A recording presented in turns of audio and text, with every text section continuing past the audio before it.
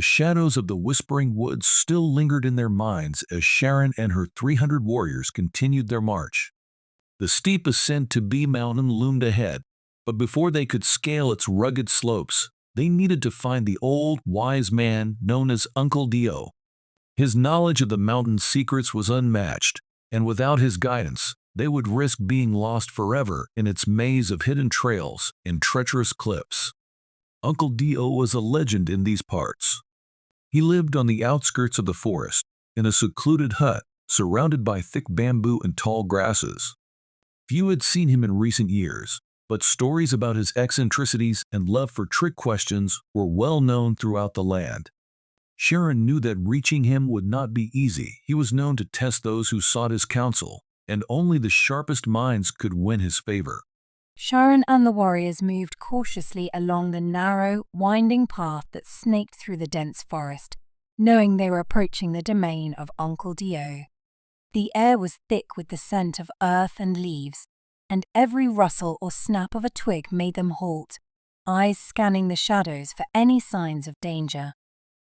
They knew well the legend of the capuchin monkey who guarded the way to Uncle Dio's hut. This monkey, with its bright eyes and mischievous grin, was said to be the only one who could provide directions to reach Uncle Dio's hidden dwelling. Many had tried to approach the monkey, but only those who showed respect and patience were granted the privilege of its guidance. As Sharon led the group, her senses were on high alert.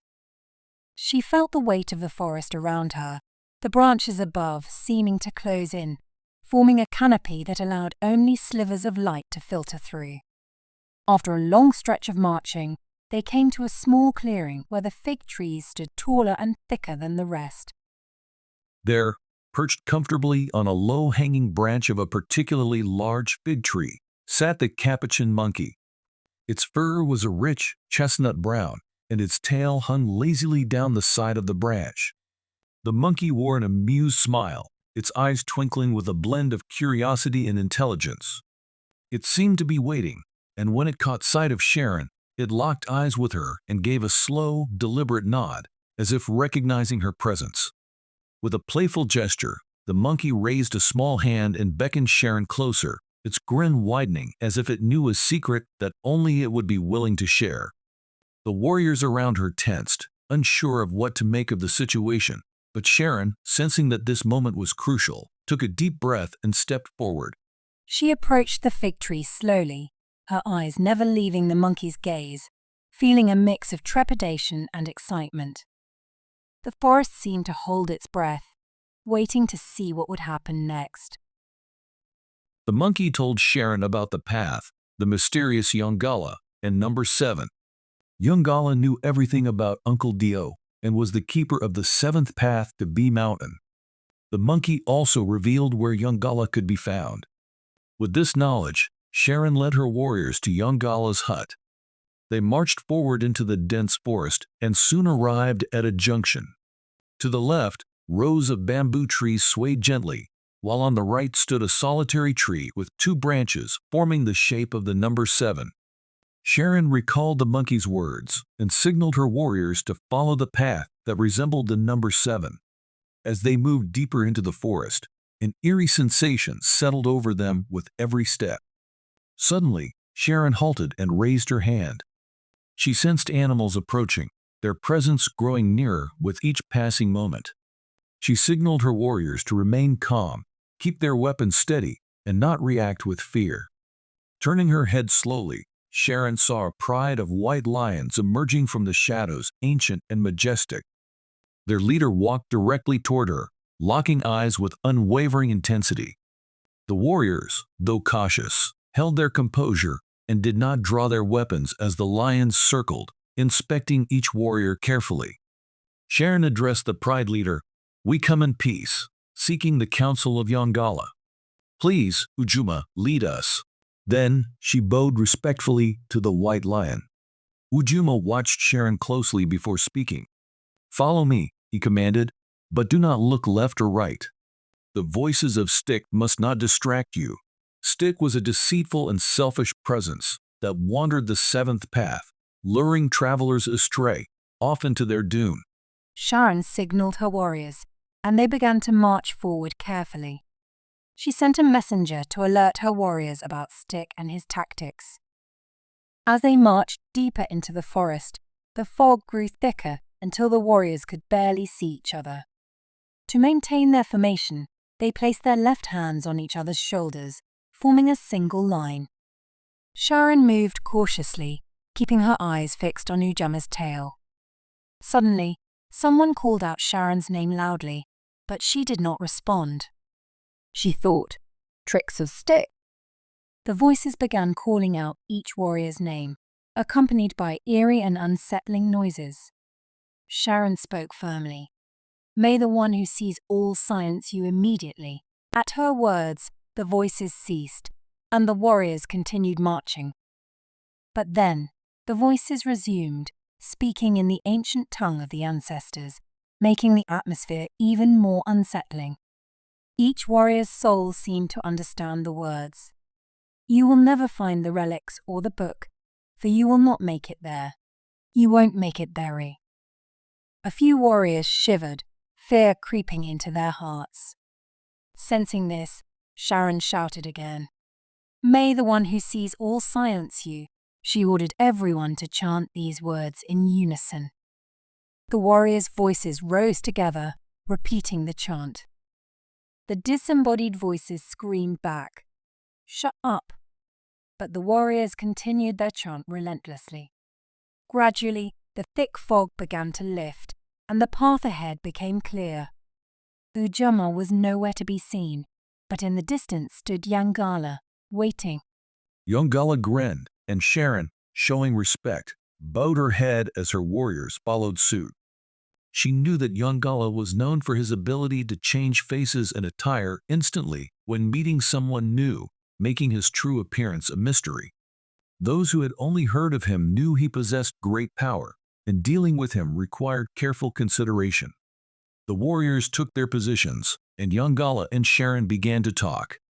As the day wore on, Sharon asked for permission for her warriors to camp near his place. Yangala agreed, but only on one condition. Sharon had to tell him about Millsburg, as he had been away from there for a long time. In return, Sharon asked about the children who had been taken many moons ago.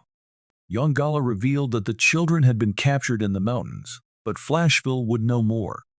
Throughout their conversation, Yangala kept changing his appearance and the scenery around them, trying to unsettle her. Sensing his intent, Sharon calmed herself, letting any fear flow out of her heart. Yangala stared into her eyes, searching for a trace of fear, but she remained resolute, determined not to allow it. Sharon then sent Dark and Jarto to scout the area and report back in the morning. The two warriors laughed, as reconnaissance was what they loved to do most. Meanwhile, the rest of the warriors prepared their camp and settled in for the night, even as the wind howled through the trees.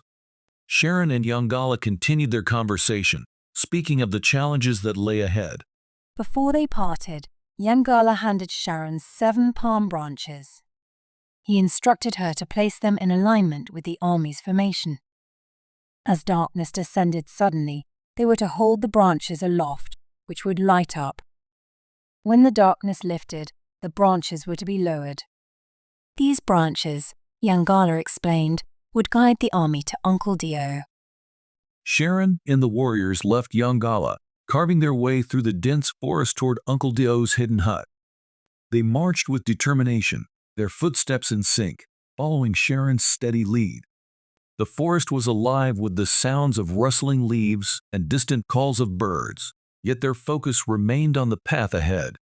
In the near distance, 2 familiar figures, Jarto and Dark, stood waiting in the middle of the path. As the warriors approached, the two stepped forward with purpose and reached Sharon's side. "The challenge ahead is unlike anything we've faced," they said in hushed tones, briefing her on the looming trial. Nodding thoughtfully, Sharon handed them 6 palm branches. "Distribute these among the formation," she instructed, her voice calm yet commanding.